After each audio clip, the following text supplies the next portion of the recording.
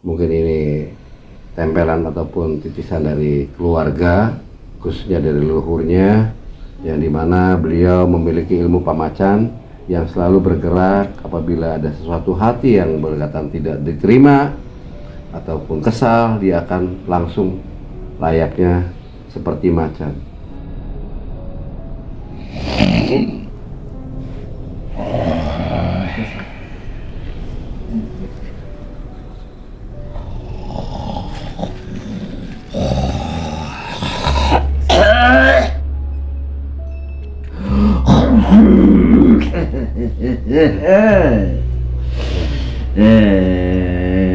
Kembali ya ke tempatnya ya. Kembali ke tempatnya ya.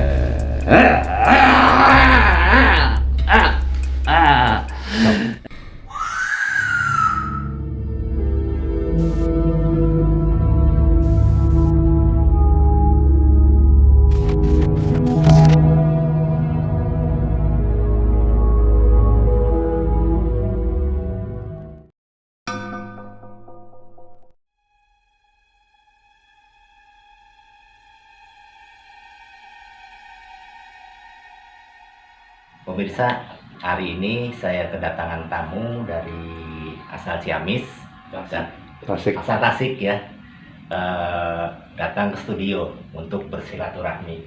Silakan Mas. Ya, Ya, jadi namanya Enes. Enes, dengan Mas Enes. Itu asal muasalnya gimana ya? Ya, jadi pertama ada rasa kayak gini tuh waktu saya mau menikah dan saya nadran ke almarhum bapak saya. Ya tiba-tiba angin di seputaran makam tersebut kenceng banget sampai istri saya gini, ini apa gitu kan, sampai istri saya kalau ke makam gak mau berdua sama saya. Berarti ada ketakutannya, Ya, berarti ya, harus. karena suatu kejadian yang aneh. Ada kalau rame-rame sama keluarga baru dia mau ikut Pak. Kalau berdua sama saya nggak mau sampai sekarang juga. Padahal makam orang tua ya? Itu almarhum bapak saya. Iya. Cuman ya saya baru pertama kali waktu itu ya bisa dilihat, ya emang kelihatan. Dicoba dilihat sama mata nggak kelihatan gitu kan. Ya seumur hidup saya waktu itu saya tiba-tiba aja melihat kepala harimau putih. Ya saya terus bacaan sebisa saya. Setelah selesai ya saya lihat lagi sambil ngedipin mata si harimau tersebut, nggak kelihatan apa ini, kalau kata orang Sunda mah punduk. Ya, cuma wajahnya aja yang kelihatan sambil ngedipin mata, netesina air matanya. Udah karena angin kenceng lagi dan nggak ada lagi. Padahal sih gak pernah ritual ya? Saya seumur hidup belum pernah ritual. Makanya dari sana saya bertanya-tanya gitu. Malahan saya sebelum kerja ke sini setelah menikah, saya tuh dengan sendirinya ke kota Cirebon dengan uang 100.000 saya. Nyisa tinggal 50.000. Saya ngobrol sama si bapak di samping bis yang satu bis sama saya, mau kemana? Nah, saya nggak ada tujuan, emang nggak ada tujuan Pak waktu itu. Terus kamu mau tidur di mana? Ya ada musola di musola, ada kantor polisi di kantor polisi gitu kan. Emang udah ada janjian tah sama orang? Ya ada. Ya mungkin saya ingat sekarang dan tahu nama daerahnya itu. Saya dari Harjamukti jalan sampai ke Daung Pak. Iya. Dari Kedaung sampai Pleret, saya balik lagi. Jauh sekali. Saya balik lagi ke Harjamukti. Ya Allah kalau ada rezeki saya. Iya. Ya saya waktu itu ngomongnya kayak gini. Ya Allah kalau ada rezeki saya sesatkan di sini, betah di sini. Kalau nggak ada, ya saya mudahkan untuk pulang gitu. Dan waktu itu saya nyetop truk tuh. Satu kali langsung berhenti. Mau kemana? saya mau ke Tasik Pak. Oh ya udah, saya mau ke Ciamis, sampai alun-alun Ciamis aja ya. Saya lihat uang ada 10.000, ya pas lah. Iya. Naik angkot dari Ciamis ke Tasik. Dari sana pulang lagi. Udah nyampe rumah saya bengong lagi. Gitu. Jadi istilah setengah tidak sadar dengan perjalanan itu. Sampai saya ke Merak. Sampai ke sana. Cuman dalam bayangan itu, ya bukan bayangan ya, tiap kelihatannya itu ada ibu-ibu nungguin saya. Ya dalam gambarannya itu, ibu-ibu itu udah mengelus kepala saya gitu. Gimana sih anak sama Orang ibu tua sama ya? ibu sama anaknya gitu. Saya Pak, sumpah demi Allah udah sampai Merak. Saya dari sana ya nyebut istighfar, astagfirullah. Ya kebetulan saya di sana masih kerja di Prima. Iya. Di Prima Jasa gitu kan. Nah dari sana saya pulang lagi gitu. Dan sampai sekarang ya wajah ibu itu masih terbayang-bayang. Cuman kalau udah kebayang itu, ya hawa nafsu saya itu meningkat gitu. Jadi memang di perasaan hawa nafsu yang susah dikendalikan ya. Iya. Itu ya di pekerjaan mengganggu aktivitas ya. Iya. Sampai gini Pak, saya ya yang saya heranin itu, saya tuh waktu itu kalau nggak salah masih bujangan. Padahal saya ya santun lah sama kakak. Cuman waktu itu saya lagi makan, ya kakak saya bertengkar sama istrinya. Saya dari sana marah sampai piring itu saya lempar. Ya udah, saya lepas kendali aja Pak gitu. Sampai sekarang ya dengan kejadian tersebut kakak saya istilahnya nggak mau menyinggung perasaan saya. Gitu. Ya bukannya saya takabur, saya juga heran gitu kok. Ya setengah sadar ya Pak, kok saya bisa ngelakuin kayak gini gitu. Di luar kendali ya. Iya. Jadi, Padahal saya kan itu kan sikap yang tidak saya semestinya. Nah, terjadilah saya ya kerja di sini ya Pak. mulai di Cirebon nih ya. Ya awal-awal ya. Ya akhirnya saya kerja ke sini. Dalam hati saya berkata, ya Allah ketemukan sama orang yang bisa, ya mudah-mudahan bisa mengobati pikiran saya gitu. Ya singkat cerita ya saya kerja di sini selama 2 tahun Pak. Ya mungkin perjalanan itu bagi saya panjang, 2 tahun. Nah awal mulanya saya ke Temawungkuk. Saya sana jalan-jalan sambil lihat barang-barang. Saya kalau ke barang-barang gitu suka Pak, seperti batu ali, bahan. Cuman kalau udah lepas lagi, Bosan gitu kelihatannya. iya gitu ya. gitu. Nah saya ngobrol sama si tukang penjual batu ali ya, saya ya dengan sendirinya saya ngobrol sama dia, Iya. curhat gitu kan, padahal orang nggak saya kenal. Iya. Nah, namanya ya saya ke Liong gitu. Terus ya saya cerita apa adanya Pak. Iya. Saya ini pengen cari orang yang bisa ngobatin saya lah gitu kan. Oh ya Pak, udah katanya. Sekarang kalau Bapak mau, mungkin ini jalan saya, mudah-mudahan jalan kesembuhan saya. Iya. Saya sama Liong dikasih tahu Pak Dedi. Dari mana Bang? Pokoknya dari sini keluar mentok ke Sepuhan belok kanan ke Sambi, ada material masuk gang. Dan alhamdulillah saya nggak banyak tanya, cuma 1 kali nanya ketemu sama Pak Dedi. Pas ketemu sama Pak Dedi ya saya bukannya apa adanya ya, lemes lah. Nah dari sana ya saya komunikasi sama Pak Dedi. Ya alhamdulillah saya rasa kalau kata sekarang marogan ya Pak, dengan sendirinya berkurang Pak. Alhamdulillah ya. Iya, kata Pak Dedi ya jangan banyak ini, sholawat aja dulu. Iya. istighfar ya. Alhamdulillah dari sana ya, bukannya saya mau nyombongin ya Pak ya, emang kejadian itu dengan sendirinya saya udah terbiasa sholawat, mau di motor, mau tidur, Iya, iya. gitu kan. Ya, alhamdulillah ya sampai sekarang juga ya, kalau dalam hati sholawat terus gitu. Amin, amin, alhamdulillah. Cuma malam hari ini mungkin akan dituntaskan ya Nah, semua lah ya. Ya mudah-mudahan Mudah-mudahan malam Allah meridhoin ya, lah ada izin Allah. bulan Rajab ini ya, Iya. berkah lah Ya, Satu bulan mudah-mudahan Rajab kita ya, Pak, mendekati juga istilahnya untuk bulan Ramadan, Ramadan, kita ya. harus bersih-bersih Iya, gitu iya, kan. iya. Saya juga pengen Pak kayak yang lain, puasa, Iya. sholat, tadarus gitu kan. Terus terang Pak, saya udah lama gak puasa.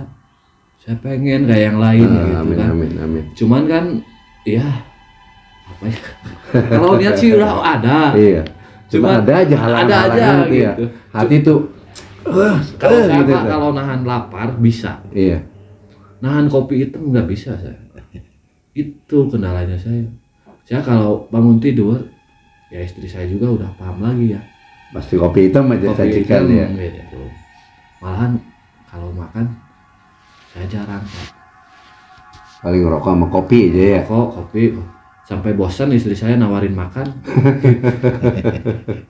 Makanya istri saya sampai sekarang nggak nawarin makan kecuali saya yang minta Iya, makan. Ya, silakan. Kalau dia yang nawarin udah bosan katanya. Ntar lagi, nanti lagi, nanti Sampai lagi. sendiri nawarinnya. Iya.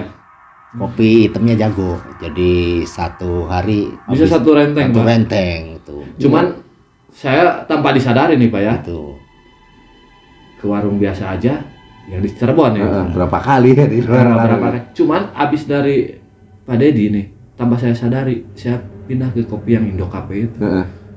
Mas Yanes, tumben ke kopi hitam. Enggak, pengen Indo Cafe aja. Makanya biasanya kalau kopi, dia nggak nanya lagi. Pasti buatin aja kopi hitam ya.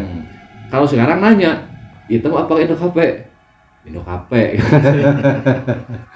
Berhijrah. Iya. Alhamdulillah. Saya Pak, beneran itu satu hari bisa satu renteng kopi hitam. Makanya teman saya, Bang, kamu kebanyakan kopi. Nggak apa-apa, Iya. yang penting saya senang. Iya. Yang ngurugin orang lain lagi. Tapi yang nggak wajar. Iya emang. Saya juga itu kan, kalau itu mah, Di luar nalar lah Iya, istilahnya iya. itu tuh. Bukan kehendak lah. ya bukan rendah. Saya juga kan kalau biasa-biasa kan minum kopi Pak. Saya mah kalau ditimbang nih, kebanyakan air kopi daripada air putih. Iya, iya. Air putih seminggu paling 3 gelas, 4 gelas. Kopi Tur aja. udah aja.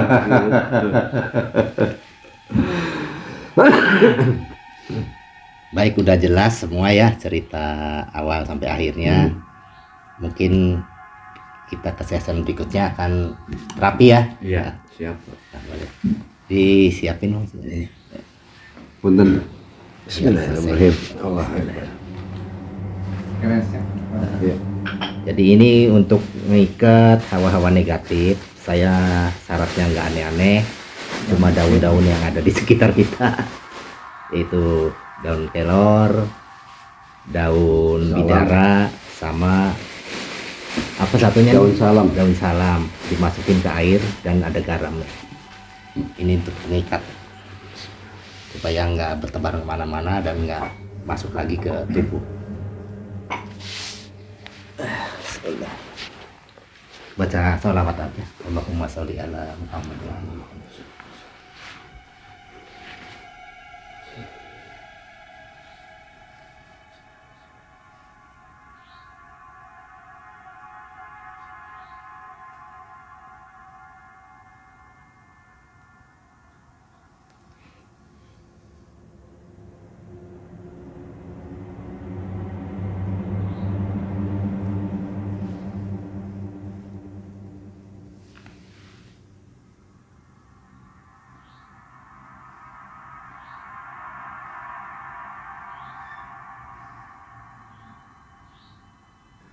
Ya inilah untuk sobat melihat malam. Sahabat kita sedang ditangani oleh Kang Idod, di mana beliau ingin bersihkan apa yang pernah menempel di dalam dirinya sampai sekarang, ingin dikeluarkan dengan ikhlas, ingin dibuangnya biar hidupnya normal kembali dan seperti semua yang telah dituturkan oleh beliau, biar beliau normal seperti yang lain-lainnya. Karena merasa beliau agak keberatan, merasa ada yang menempati dalam dirinya, padahal beliau tidak pernah ritual ataupun belajar apa-apa. Mungkin ini tempelan ataupun titisan dari keluarga, khususnya dari leluhurnya, yang dimana beliau memiliki ilmu pamacan yang selalu bergerak apabila ada sesuatu hati yang berkaitan tidak diterima ataupun kesal, dia akan langsung layaknya seperti macan.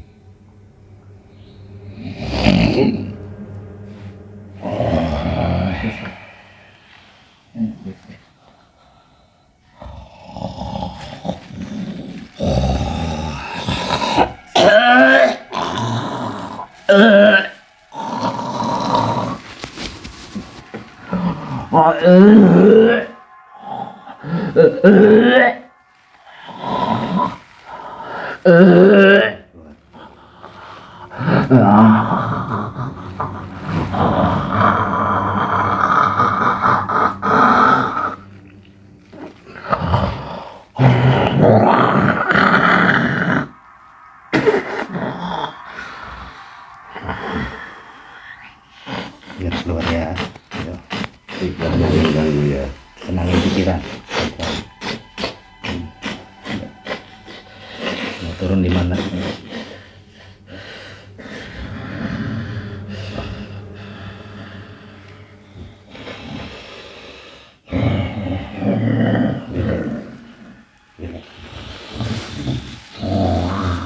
Kendalikan pikiran. Kendalikan pikiran. Ya. Di luar aja ya, dan di dalam.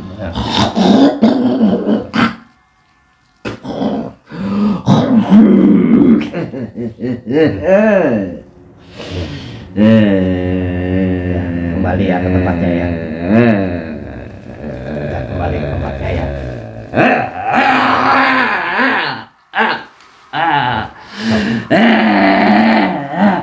Maunya apa? Maunya apa? Sampean apa? Gerak ya, keluar ya. Ya, keluar ya. Sakit ya. Keluar.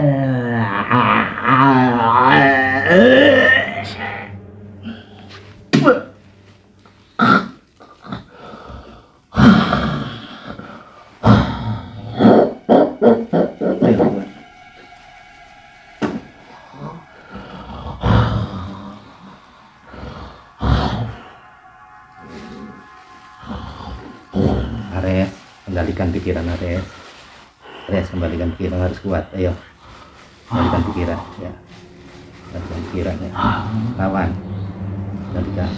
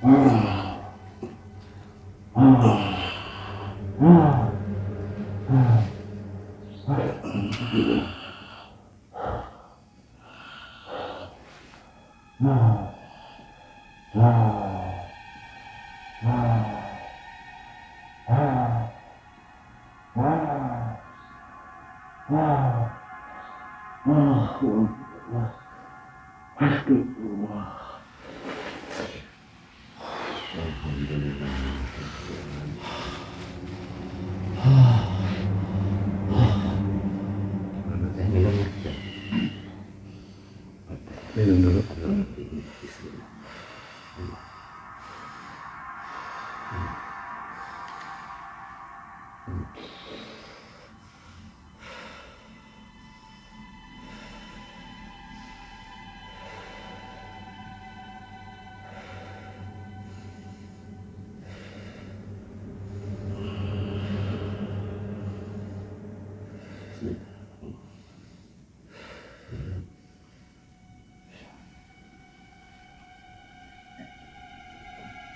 Alhamdulillah. Sudah dulu relax. Isep ulang, isep.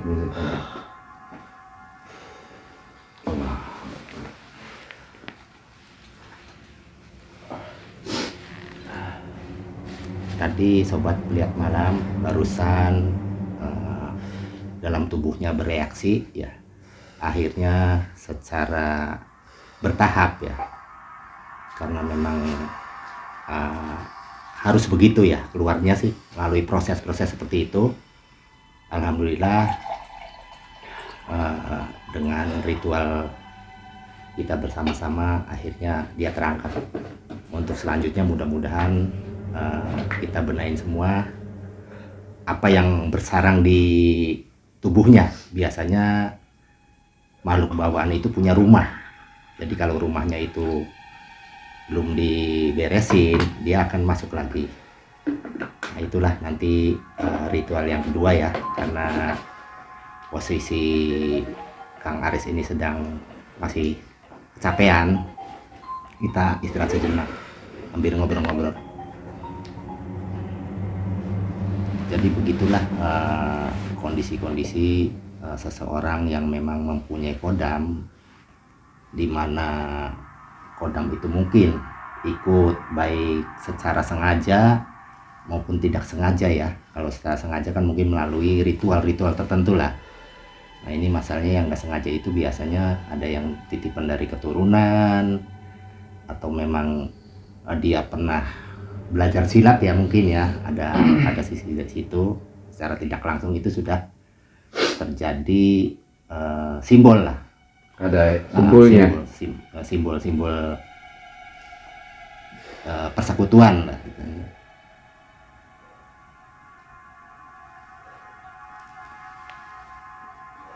Jadi sekarang keadaan Aris sendiri agak enakan sekarang ya. Agak enakan Pak. Alhamdulillah ya. Jadi sempat terbebani nggak sebelum waktu itu tuh? Waktu belum reaksi. Bukan terbebani lagi Pak, jadi pikiran tuh kalang kabut, kayak yang gimana mau ngelakuin gimana gitu ya. Jadi seakan-akan kurang adanya kestabilan gitu ya. Ya, karena sisi-sisi yang di luar metafisik itu menguasai wilayah akal Iya. dan hati, itu dia menguasai. Jadi itu kondisinya di mana dia terjadi emosi dengan seseorang pasti akan bereaksi, Iya. karena masuknya kodam itu ke dalam tubuh hingga mempengaruhi pikiran dia. Ya sedikit aja istilahnya ada rasa kesal di hati pasti langsung reaksi. Gitu langsung nyambung gitu kan. Pokoknya Pak, kalau dulu sebelum kemarin ke Pak Deddy, saya lihat orang udah nggak takut. Letik pe orang aja rumah naon katanya. Detik. Cuman saya masih mendingan itu masih bisa ingat. Astagfirullah. Takut memang perlu untuk manusia karena fitrah. Iya. Untuk sebagai apa sih, sarana jaga-jaga kita gitu. Istilahnya sih apa sih, Rem ya. ya ada remnya Pakem gitu. untuk rem tuh. Perlu. Jadi istilahnya kita tidak lepas daripada koridor. Untuk kontrol. Iya. Sekarang ada yang dirasa apa? Kalau tarik napas, ada yang ganjel nggak? Ini Pak, Kalau di sini. baik, saya sudah mulai inilah pembersihan aja. Suruh minum dulu nggak barangkali ini? Nggak pening? Apa? Harus untuk minum dulu. Minta air putih aja, yang dingin nggak apa-apa buat dihisap.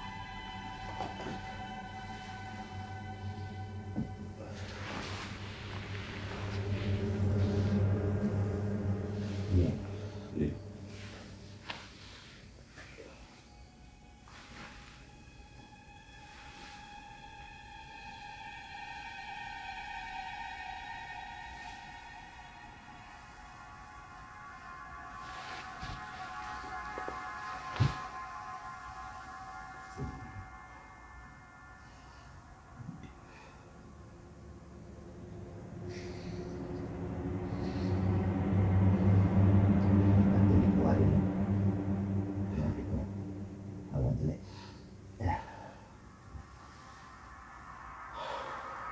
Relax, santai. Kembalikan.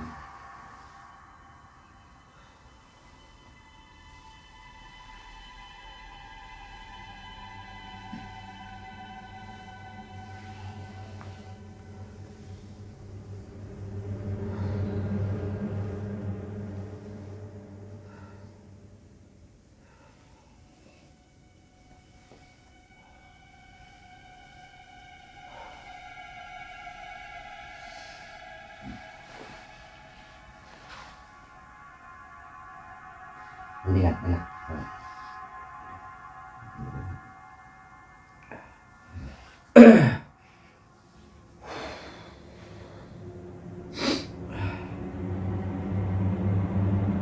Udah mandi air garam belum waktu itu? Belum Pak. Belum ya? Iya. Harus mandi air garam buat bersihin sisa-sisa yang di kulit.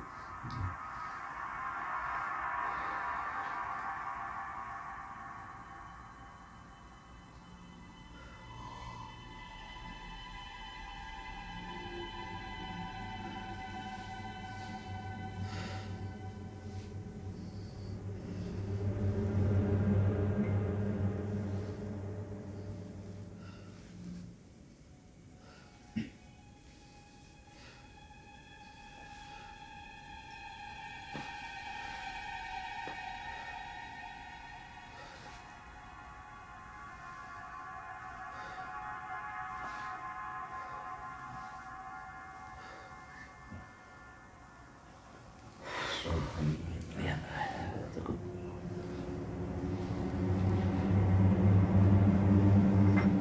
Ditutup ya. Demikianlah pemirsa melihat malam, hasil ritual terakhir pembersihan sudah saya laksanakan. Alhamdulillah saya lihat memang banyak sekali sisa-sisa etrik yang di kepala tadi, bentuknya seperti asap warna hitam, abu-abu warna hitam, dan semuanya sudah Dibuang. saya buang di Tempat tempat ini yang isinya untuk daun-daunan disatukan. ya sebagai pengikat. Itu daun Dan itu kelor. juga posisi di mata, di telinga, di dada, tenggorokan, jadi itu semua udah masuk ke sini semua. Mungkin saya rasa cukup ya untuk Boleh. ritual yang terakhir ini. Mudah-mudahan Kang Ares diberikan kesembuhan secepatnya oleh Allah Subhanahu wa Amin, Ta'ala, amin, ya Rabbal dan Alamin, diambil ya Allah. penyakitnya Amin. agar dapat Normal kembali. ya melanjutkan kehidupan yang lebih normal lah. Iya. Biar apalagi sekarang mendekati bulan puasa ya Kak Idot ya. Arti kata kita semua juga ingin istilahnya tuh berpasrah diri sama Allah, menjalankan perintah-perintahnya serta apa yang diajarkan oleh Rasulullah kita yaitu Nabi Muhammad SAW. Dan Kang Ares juga ikhlas untuk membuangnya, makanya tidak ada hambatan, ditangani oleh Kak Idot. Alhamdulillah semuanya berjalan dengan lancar. Baiklah sobat lihat malam, inilah kami kehadiran tamu yang dari Tasik ya, datang kemari dan diminta Kang Idot oleh beliau untuk menanganinya kasus yang dialami beliau. Alhamdulillah sekarang sobat melihat malam bisa melihat sendiri keadaannya, dan alhamdulillah atas izin Allah dan kebesaran hati kita semua dan ikhlas, kuncinya ikhlas, mau hijrah maka Allah akan memberikan hidayahnya. Alhamdulillah rabbil alamin ya Allah. Nah sekarang perasaan Kang Ares gimana? Rada Enteng. enteng ya. Ya secara ini ya kemarin udah lupa. Alhamdulillah. Ya, itu jangan lupa sholawatnya dilakukan terus karena Insya sholawat Allah. itu penyejuk ya. Iya. Berbeda dengan zikir-zikir yang lain. Sholawat itu hawanya adem, dingin. Perasaan ya pandangan juga beda. Beda ya. Baiklah sobat melihat malam, kami bukan mengurangi hormat dan mengurangi sononya saya kepada sobat semua, karena waktu pun juga yang membatasi kami, sehingga adanya satu kegiatan yang lain, Kang Aris sendiri ingin melakukan kegiatan yang lainnya, jadi kami tutup. Mohon diri. Wabillahi taufiq wal hidayah. Wassalamualaikum warahmatullahi wabarakatuh.